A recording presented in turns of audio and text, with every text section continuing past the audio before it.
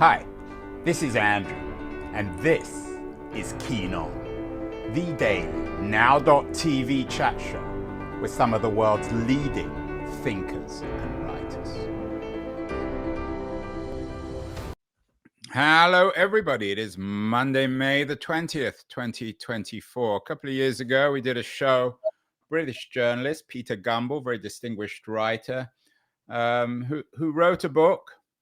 And not untypical, citizens of everywhere searching for identity in the age of Brexit, that presented Germany as the most enlightened place in the world. In fact, Gumbel was and is so impressed with Germany that he chose to give up his British identity and become a German. It's a very typical theme. We've done lots of shows about it, about the liberalism, the toleration in Germany, and very much in contrast with what's happening in the United States and the United Kingdom and other countries. But not everyone, I think, might agree with that take on contemporary Germany. My guest today, Jacob Kushner, has a new book out, Look Now, a true story of murders, bombings, and a far-right campaign to rid Germany of immigrants. The book is already out in the UK to rave reviews. It's called White Terror, a true story of murder, bombings, and Germany's far right. Jacob is joining us from Milwaukee, Wisconsin. Jacob, before we get to the details of the book, do you disagree with people like Gumbel's observation or argument that Germany now is the most enlightened place in Europe? It's a good question. I think looking at the free speech debates kind of playing out both in the United States and in Germany with relation to Israel and Gaza might kind of point otherwise. You know, my book, of course, focuses on, a previous time, the 1990s and the 2000s, back when there was actually quite a bit of political speech going on, in the former East Germany and the former West after reunification. I think, to this day, there are definitely characters in my book who feel far-right characters who feel that they do not have free speech in Germany today. So I think it's interesting, the sort of different perspectives and different people who feel for different reasons within Germany that the space is not really that free in terms of certain types of political speech to this day, but for very different reasons. I'm not sure if that's the answer to the question I asked. But anyway, I was always under the assumption that Angela Merkel embraced immigrants. Of course, she's no longer around. She's still alive. Her memoirs are coming out later this year. But she defiantly stood up to the rights of immigrants.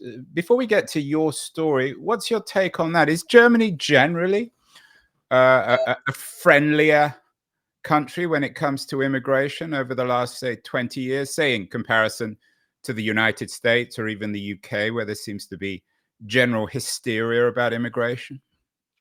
I think it is. If you look at the sheer number of asylum seekers who are Germany allowed to enter, of course, during the so-called global refugee crisis, 2014 to 2016. If you look at Germany's makeup, Germany's history, there are some cities like Frankfurt, where I believe in Frankfurt, 43% of the population is of immigrant heritage. So in some ways, Germany kind of is this nation of immigrants in the way that the U.S. sort of claims that moniker. Certainly compared to other Western nations. Germany has opened its doors to, or did, during Merkel's time, as you referenced, to immigrants or asylum seekers during the refugee crisis. By comparison, I think the only nations that are hosting, or at that time hosted more refugees were, like Turkey and Jordan and, neighboring countries to some of these crises that people were fleeing. So no, absolutely. I think Germany is, deeply shaped and frankly, deeply enriched by immigrants today. It's hard to compare. The United States has a even longer history of accepting and then repeatedly, denying entry to immigrants from different parts of the world. But, Germany is now, as we speak, going through what may be another shift kind of away from this opening attitude, right, which we can talk about with the rise of the resurgence, let's say, of the far-right political party, the AfD, the anti-immigrant political party there. So if Germany is, as you said, historically at least associated with Merkel, the most enlightened, maybe not everyone would agree with the use of that word when it comes to immigrants, opening its arms generously, especially to refugees from the Syrian civil war and other civil unrest in North Africa and the Middle East.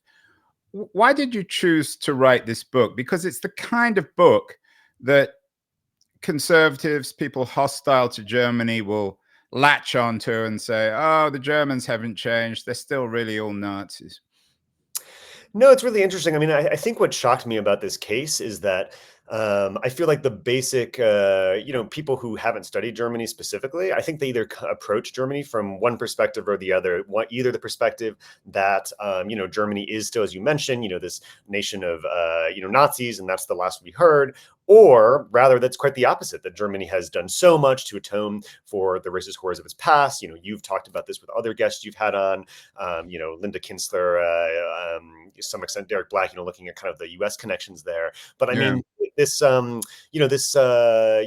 people approach it with one of those two things, kind of mindsets, I think. And so I was so interested to discover that the truth is a little bit of both, I think. I mean, I was shocked to discover that there was, neo-Nazism and white supremacy was so rife, in Germany, as many Germans were, to discover that this terrorist group that I wrote about in the book managed to pull off all these bombings and killings, which I suppose we'll get into, in the 2000s, in kind of modern day Germany. And that's what Germany has been reckoning with ever since that came out. But on the other hand, I suppose it could confirm those people who say, well, Germany never did fully reckon with, maybe this obsession with reckoning with one aspect of its past.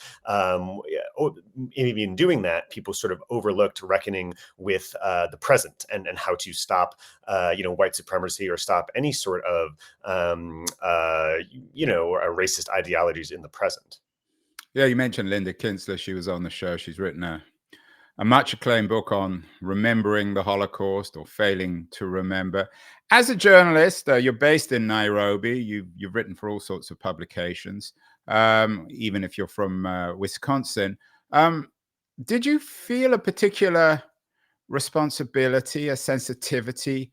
We'll get on specifically to the story in Look Away, but about writing about Germany. Do you have any family connections? Have you spent much time there? I hadn't spent much time there before I started reporting on anti-immigrant attacks. What brought me to Germany was actually that I was in East Africa reporting on violence against refugees and immigrants here when the 2014-16 global refugee crisis began. And I started hearing reports in Germany of attacks on refugee shelters, people setting fire and committing arsons to shelters in their towns so that refugees couldn't move in to their small towns throughout Germany and cities. And so I started going, as someone who reports regularly on violence against immigrants and refugees, I thought, well, it's not only in East Africa that these sorts of things happen. This is happening right in Europe. It's happening in Germany. So I began traveling over there at that time and doing reporting kind of on those attacks that were happening, let's say 2016, 2017, those years, 2018, when attacks against immigrants in Germany really spiked. And so it was during that time that I discovered the NSU, which was just coming out in Germany, what had happened. And so I sort of branched off to this, very extreme example of anti-immigrant violence. How does it compare? As I said, we're going to take a break in a couple of minutes, Jacob, and then we'll talk specifically about the story and Look Away. But how does the violence against immigrants in Germany compare to violence perhaps in other parts of Eastern Europe, Poland, Hungary, certainly Russia, perhaps even Ukraine? I'm guessing it's less, but perhaps the reason for that is there are fewer immigrants.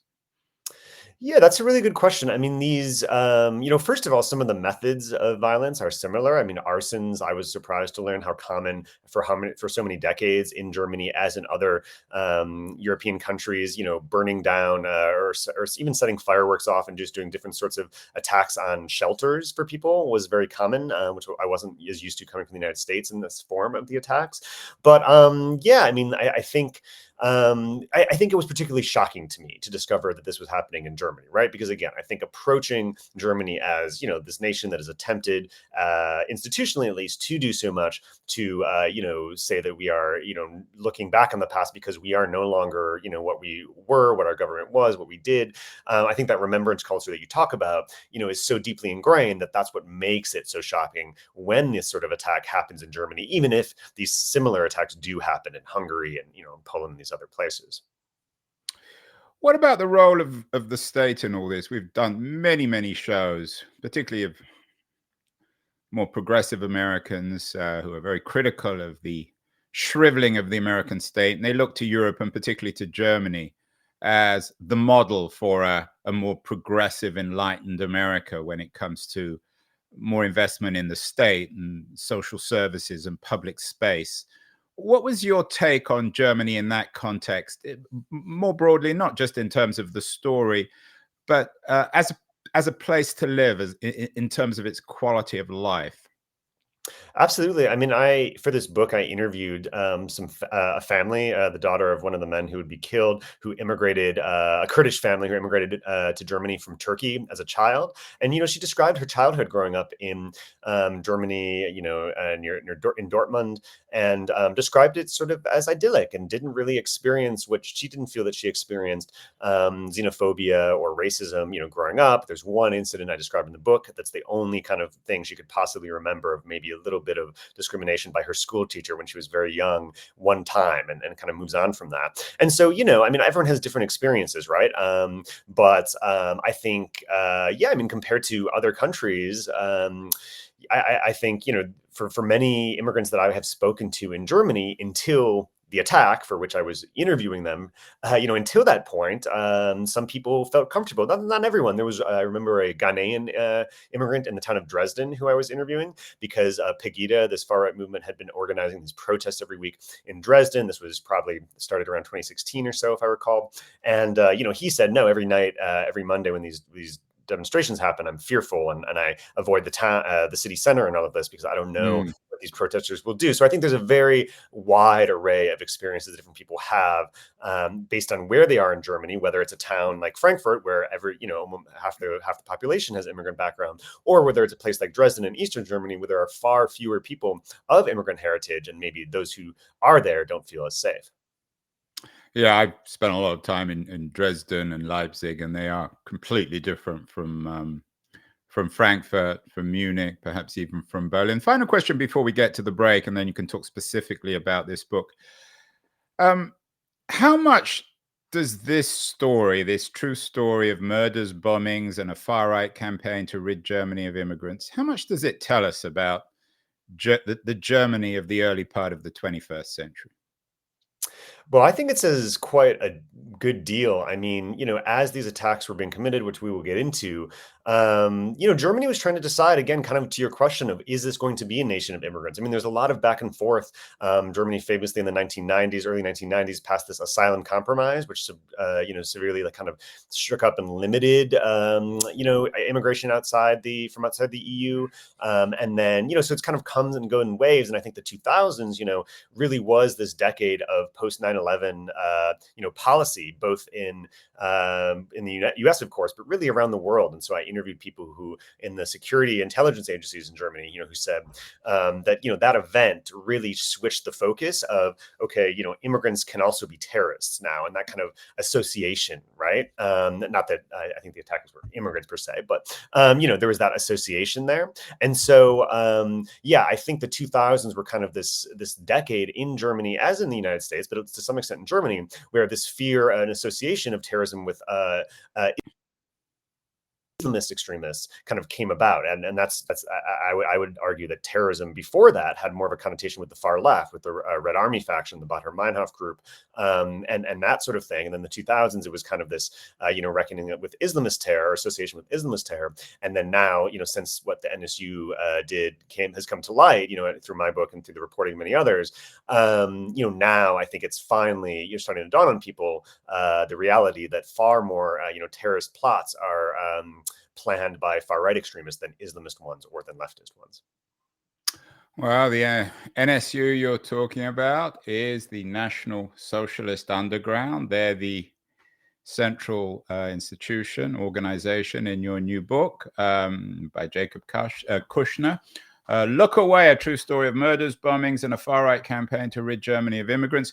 I'm going to take a short break now. I want to thank our friends at Liberties, who bring us such great guests as Jacob Kushner. It's an excellent new quarterly journal of culture and politics.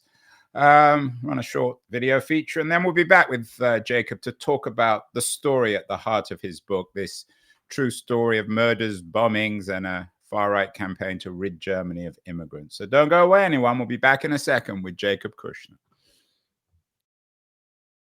The noise, there is nuance, insight, Liberties is not just a journal of ideas. It's a meteor of intelligent substance. It's the place to be for engaged citizens.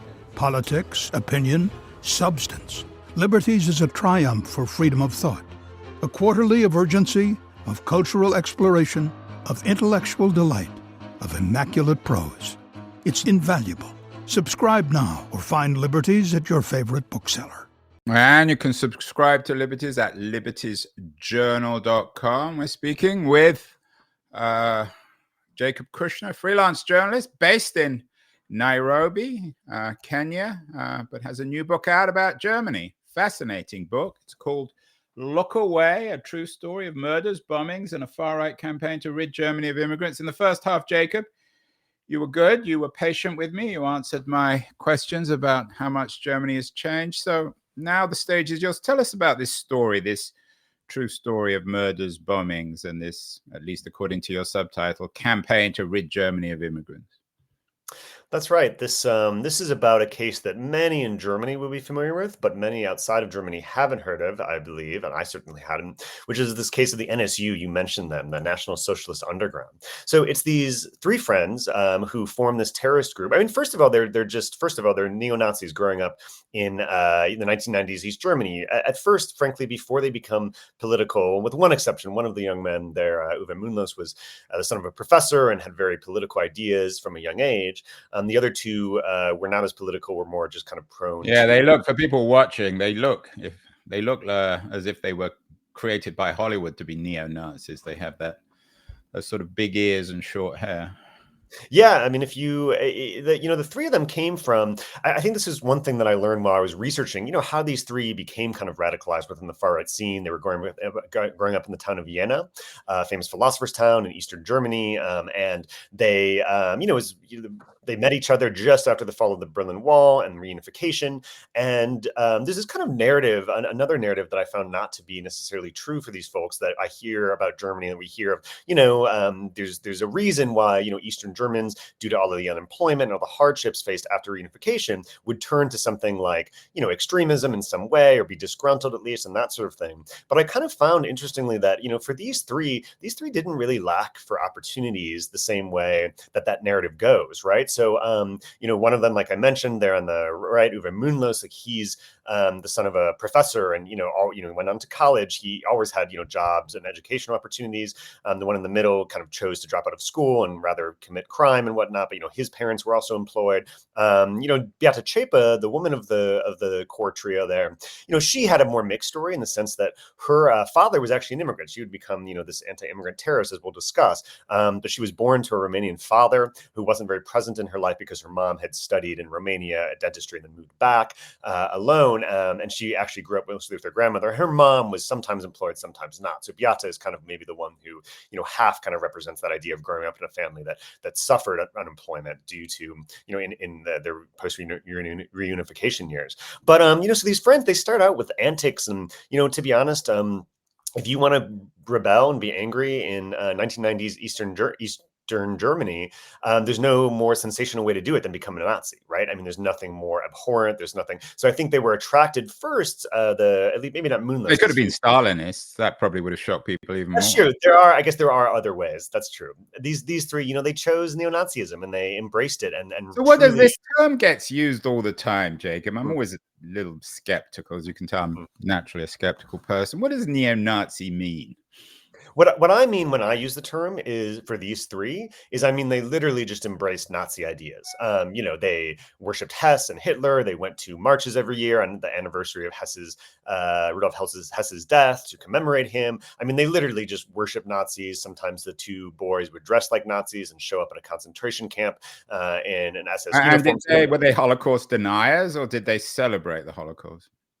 A little bit of both. Interestingly, I think there was a contradiction there. They, I think as they became radicalized under a far right leader in the state named Tino Brandt, who's a character in the book, who becomes an informant, actually, I think they started to believe that their views about the Holocaust were being censored, or they were being lied to about the Holocaust. So they came to believe that. But I think first they celebrated it, and maybe simultaneously, it was a little confusing. The only one whose political writings kind of survived, a couple of them anyways, is Uwe Mündlos, the one being the son of the professor. And he kind of wrote about more contemporary apartheid at the time in South Africa and, white farmers. So he was very universal. Looking around the world at different ways in which white people were being oppressed in the modern day. But I think, just frankly, when I use the term neo-Nazi to describe them, at least for these three, they were, very much just fashioning themselves as the Nazis had in, the 1930s and 40s. There aren't many, as everybody knows, Jews left in Germany. Did the Muslims become the replacement for these people, for the Jews? Interestingly, that it wasn't Muslims. It was, I believe, and as I argue through the book, it was immigrants. Again, they started with anti-Semitism. That's where, I think they're, the logical kind of place to pick up for them was. And so they did make threats against this Jewish leader, Ignaz Bubis, who was the head of the Council of Jews in Germany. And they hung a dummy from the bridge, fashioned to look like him one night, got kind of a threat against him under an overpass he was meant to pass the next day. And so they started with anti-Semitism, but again, maybe for the reasons, I don't want to speculate too much, but perhaps for the reasons you mentioned, that there just really weren't that many Jews around at that time. They did start to focus, actually, not on George Soros, right? He wasn't. Yeah, I don't remember that. That's a good question. Like how early did George Soros kind of make it to the far right? Or the Rothschilds. Yeah, we've done lots of shows on that too.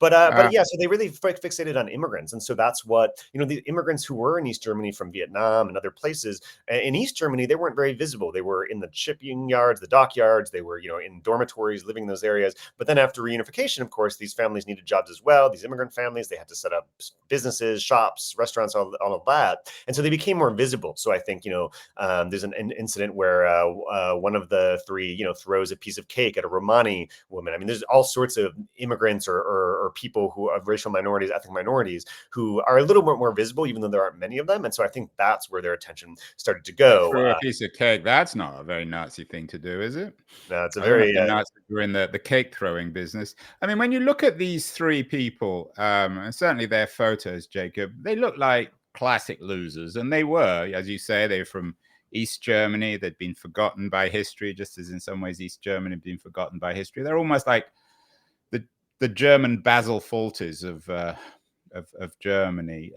complete losers, people who are absurd, laughable. Why should we take them seriously? Because there's always going to be, in every country, you could write books about Terry Nichols in the United States. He killed a lot more people than your far-right terrorists in Germany with a single bomb. What's significant about these people, apart from the fact, I acknowledge that they did murder some people, but they didn't murder that many people.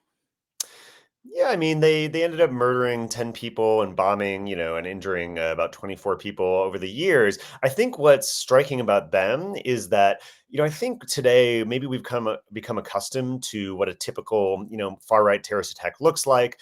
In the United States, for example, a white man takes a gun, in a single incident, goes into a Walmart and hunts Mexicans, or a black church and murders worshipers, in a single event, right? And I think or a synagogue as well. I don't know how many people were killed in that. Was it a Detroit synagogue? I can't remember. In Pittsburgh, there's one I was referring to, Dylan Roof, who, had a terrorist manifesto, that he had released, so, these are, very classic terrorist attacks. Some of them are suicide attacks, people who, commit suicide in the course of it, although we don't tend to call it suicide attacks unless it's a Muslim doing it. But in my home state of Wisconsin, where I'm speaking to you now, there was a suicide attack by a white man who had radicalized in the U.S. military. He came to a Sikh temple here in just south of Milwaukee, where I'm speaking to you from, and massacred worshipers, thinking them to be Muslims, mistaking them, and then killed himself in the suicide attack in 2012. And so these sorts of attacks, whether we recognize it or not, there is a sort of pattern to them. But what I noticed about the NSU is that they weren't trying to get caught. They were not trying to commit one attack, take credit for it, and be done, one way or the other. They formed this terrorist cell to stay in hiding and to continue committing these attacks. And so that sort of terrorism, that although we haven't seen it much, replicated, lately in the United States, I think there's that fear there of, why not? Why couldn't this happen? In the US, it's much easier to obtain weapons than it was for these folks in Germany, of course. So I think that's kind of what struck me about this case, is that, if this can happen in Germany, it can most certainly, unfortunately, could happen in the United States. So tell us a little bit more about this group, the National Socialist Underground. The three characters in your book have made them, has given them given the organization and infamy. How many people were members of it? That's a question that's still being debated in Germany today. I mean, so if you read the book, you'll see that 5 of the members were put on trial, but only one of those 3 core members were, because 2 of the others committed suicide and killed themselves in kind of a dramatic event rather than be captured by police. But then there were 5 people put on trial. So, of course, at the very least, there are, 7. But, some people Is that a terrorist group, or is it just 7 losers who sit around drinking beer and plot to kill immigrants? I think it's very much a terrorist group. I mean, these guys, I mean, they, to last 11 or arguably 13 years on the run, they were on the run from police for 13 years, and they were never discovered during that time. They robbed 15 banks. I mean, they were a very organized set of losers. If all they were a few losers. I mean, they, like to rob in modern day Germany, 15 banks, to commit these, bombings and get away and get, they were never caught during their, murders or bombings. It was actually on the 15th bank robbery that basically they finally got caught. So it wasn't even during the terrorism that they were caught. And so, they were very clever about it. They had these methods. They had people to put them up in apartments or to buy weapons for them, to rent them. They would use a camper van when they would go commit a crime, and then hide away in the camper van after the crime till the police had cleared, and they would get friends to rent these vans for them. I mean, so, there was definitely a network there. And again, there was a trial of 5 of those people. But in the book, what I do is I include a couple characters I follow throughout who I think were very responsible for making their terrorism possible, and who were not put on trial ultimately.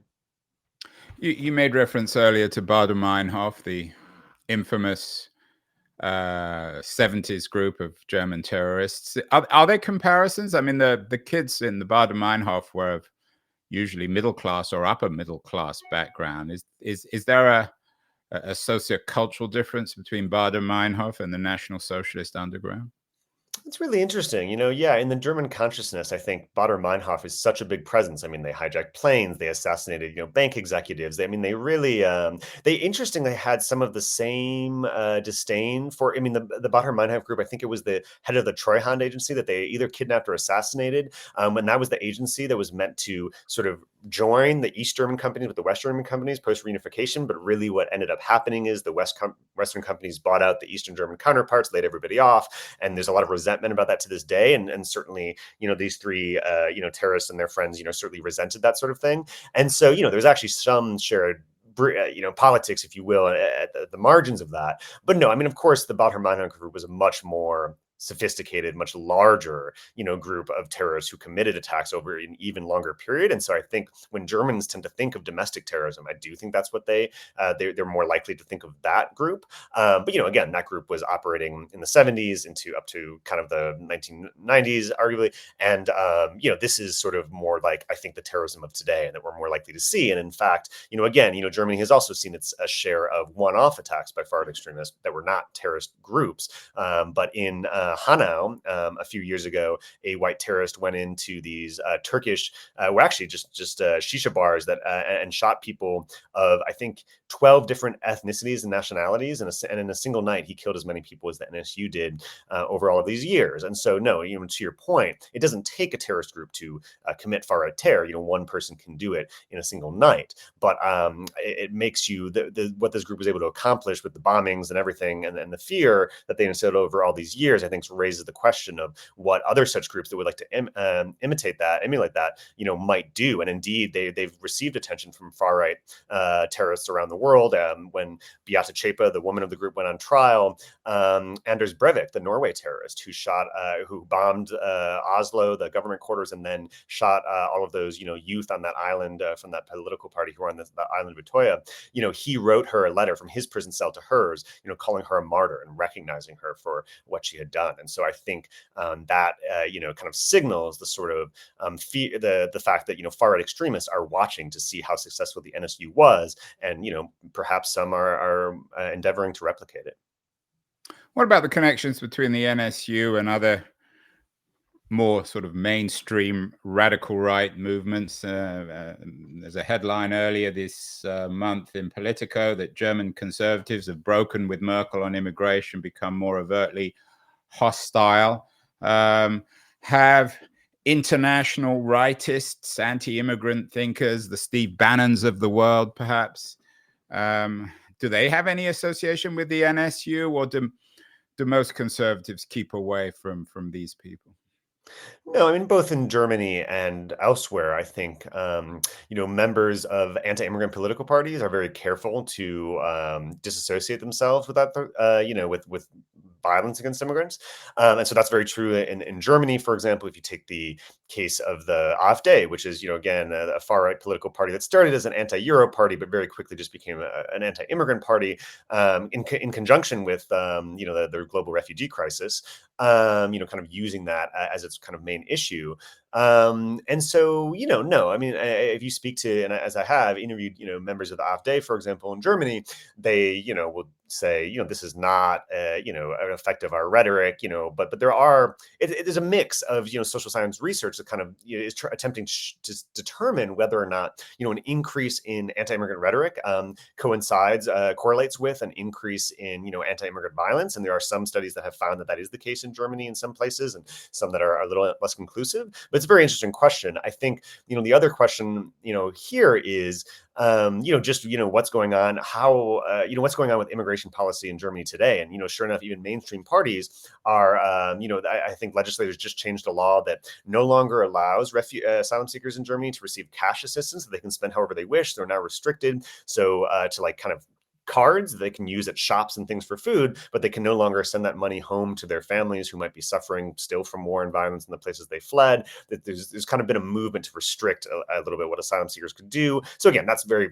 different from, violence and terrorism. But just to say that society, I think Germany seems to be going through one of these periods where there is kind of an increase in a sentiment against immigration, or at least kind of, trapping it down, thinning it down a little bit. And another interesting facet of that is the new political party that was launched in January. That's actually a left-wing anti-immigrant political party, the Wagenknecht Party, from this former Die Linke, the left leader, Sarah Wagenknecht, who kind of broke from the left because there's, even on the left, there's people who think immigration needs to be clamped down, and kind of started her own party that may win some seats in state parliaments in the September elections that Germany has. Well, it is a legitimate position to be anti-immigrant, especially on the left, if you're protecting the rights of the working class. I mean, a massive immigration certainly isn't always good for unions or wages. So it's a legitimate position. Doesn't mean you want to kill immigrants, does it, Jacob? No, very true. No, I mean, I think it's important to distinguish the variety of views on this. I think it's interesting that I mean, the AfD, though, in Germany has used, imagery, and they've used very stark things that are, I mean, they've used, frankly, very racist imagery. I have a piece that came out, I think it was last week in Noema magazine, where I go inside the AfD in Berlin. I was very interested of how is it that in this liberal city, more than 225,000 people voted for the AfD back in 2017 when I was living there in the first election that the AfD was kind of propelled into the Bundestag and everything. And, I ended up going into AfD meetings and getting a tour of, a neighborhood with a lot of refugees by an AfD member to see, show me, I said, what is falling apart here? You describe it as an apocalypse. So show me what's going wrong. And, so if you look at their imagery, they used, like artwork that kind of, in their billboards that kind of portrays a Middle Eastern trader is kind of appraising a white woman and showing that, oh, Berlin's going to become this thing like a slave market or something like that of white women are going to be enslaved. And so they really use very racist tropes. Now, again, I'm not saying that's the same as, violence, but in terms of prejudicial and racist kind of speech and imagery, the AfD has, repeatedly used. I mean, an AfD leader was just fined last week by a court for using a Nazi slogan. There's a lot of kind of overlap there in speech, let's say, or uncomfortable for many Germans overlap in speech between what some members of the AfD are saying and, what, frankly, the Nazis said. A couple of final questions, Jacob. I know your book touches on the incompetence, or what you perhaps interpret as the incompetence in police of tracking these people down. As you said, there was a rampage for several years. They got away with quite literally murder, several murders, many bank robberies. Was there a degree of implicit or explicit racism within the German police that they couldn't believe that white Germans would be behind this monstrous terrorist group? I think so, and I think it's a common thing we see, throughout the world of authorities and police forces, being biased toward their, their own beliefs. And so what we saw with this case in Germany is every time the NSU would commit a bombing or a murder, different police departments, they all responded in the same way. They immediately suspected those immigrant families themselves of being responsible. So they assumed that the man who was murdered, the Turkish man, for example, had been dealing drugs, and then they would question the families, interrogate the families, say, just admit that you know what happened, that you ordered the hit, whatever. The police would create these elaborate lies to try to trick the family into admitting them the truth. So police would take a picture of a white woman and say, oh, your husband who was murdered, he was traveling to see this woman in this other city and has his own family with her. Police would just kind of make these elaborate stories that they maybe got from watching TV crime shows rather than do real policing. And they kind of did these, silly antics just because they, in their minds, they were so convinced that these murders could not be the work of white Germans or some kind of anti-immigrant group that either didn't occur to them or they didn't want to believe that. So instead, they fixated on the incorrect idea that all of these murders and bombings were somehow being committed by the immigrants themselves, but there was some sort of code of silence or honor or something, and therefore that kept the immigrant families from speaking about it, which of course is straight out of sort of TV, I suppose. Yeah. Finally, Jacob, as I said, the subtitle of Look Away is a far-right campaign to rid Germany of immigrants. But of course, as you've noted, it was a handful of people, 7, 10 people, kids mostly from East Germany. They didn't have many resources. Did they really think that they could rid Germany of immigrants? I mean, there are millions of immigrants in Germany. And if not, what do we learn from this? Was it ultimately, historically, what's the value of the book and of the story here? Yeah, I mean, they absolutely wanted to incite a widespread, nationwide hatred of expulsion of immigrants. And so, Moonlos, the professor's son that I wrote about, he wrote about this in his political essays. He wrote how, these attacks would, they hoped, they wrote a letter to like Far Right magazine expressing this as well, how they really hoped that, showing their fellow Germans that immigrants could be killed and attacked would allow people to rise up against them in the way that everybody wanted to, or many people wanted to, but simply didn't feel the courage to act or didn't feel that it could work. And so they thought that, as far as we can tell, they thought that by, committing these attacks, they were going to, inspire a much bigger kind of violence against immigrants. And obviously, that did not end up. Well, there's a childish fancy. So does Germany come out of this looking better? I mean, let's end with Brian Gumbel's observation that Germany remains the most civilized and civil place in the world. In conclusion, in your book, obviously not all Germans come out of your book looking particularly good, but in overall terms, did Germany survive this NSU outrage? And is it a stronger country now? I would argue that it is stronger and has learned a few lessons. I mean, it's a very mixed record. So I think what didn't change is that many of these intelligence heads and police chiefs who were responsible for, or who failed to stop the NSU, some of them, a couple, got turned over to different departments or whatever, or lost their jobs, but no one was criminally tried for negligence, for allowing these, for failing to stop these terrorist attacks or that sort of thing. So from an institutional level, my book gets into these intelligence agencies. And you think they should have? I think there are people. So there's a character in my book, and certainly, there are agents and informants in my book who I think I implicitly argue by telling their story, were I think criminally, could have been held criminally liable. Now, because statute of limitations had run out, maybe prosecutors would have actually, charged them, but weren't able to do the statute of limitations there. But then on the wider scale, I mean, there was a big reckoning with this in Germany. It continues to be. There were laws passed that allow kind of a sort of essentially hate crimes laws that allow judges to consider, was there a hate motive against a particular group in a modern day terrorist attack, and if so, to sentence people as terrorists and to sentence them for longer sentences, which has happened in Dresden. There was a group called, just outside Dresden, the Freital group, which was attacking immigrants in around 2016 to 2018, and 5 of those members were charged with terror and convicted of terrorism and sentenced to longer sentences than they otherwise would have been. So there were changes, there were reckonings that happened. We also see that in so many far right plots in the military and the police that have since come to light. right. Maybe listeners will remember in December 2022, when German police fanned out across the nation to arrest members of this Reichsbürger group that was going to overthrow Germany in a coup that included, AfD members, included this prince in Thuringia near where these terrorists are from. So, we know about these, and perhaps we know about some of these because there's been a more serious attempt, I believe, in Germany since the NSU to look at far-right extremists in the military and in the police. But then again, these are the ones we know about. How many do we not? So, I think this reckoning is limited in a way in that, we see definitely a reckoning, but, we really, only time will tell how successful that will